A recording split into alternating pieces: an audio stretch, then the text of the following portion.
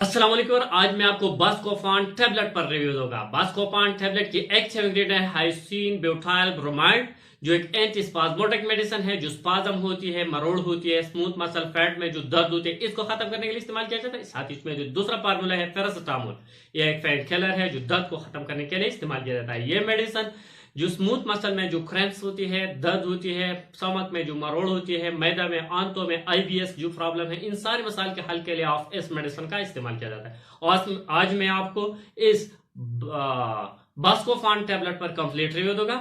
लेकिन इससे पहले अगर आप हमारे चैनल पर नए हैं तो सबसे पहले इस चैनल को सब्सक्राइब करें। अगर बास्कोफान टैबलेट की यूजेस को देखा जाए तो ये मेडिसिन इंटेस्टाइन में जो दर्द होती है, आंतों में जो मरोड़ होती है, दर्द होती है, स्मूथ मसल में जो दर्द होती है, आईबीएस इरिटेबल बाउल सिंड्रोम, इनमें दिया जाता है। साथ ही ये मेडिसिन स्टमक क्रैम्प्स में दिया जाता है।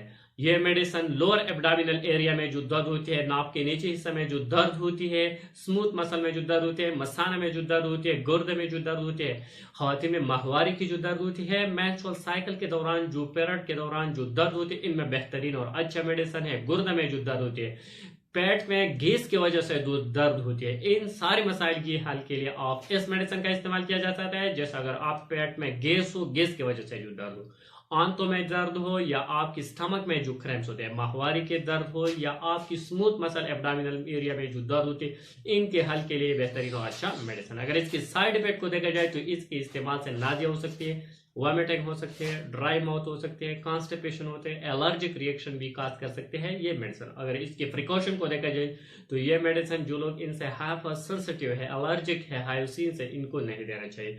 12 साल से कम उम्र वाले बच्चों को नहीं देना चाहिए, प्रेगनेंसी में भी नहीं देना चाहिए। अगर इसकी डोज को देखा जाए तो ये एडल्ट के लिए है, आप जरूरत के मुताबिक इस्तेमाल करें। अगर जरूरत ज्यादा हो तो दिन में एक एक टैबलेट 3 दफा इस्तेमाल कर सकते हैं, एक गिलास पानी के साथ खाने के बाद।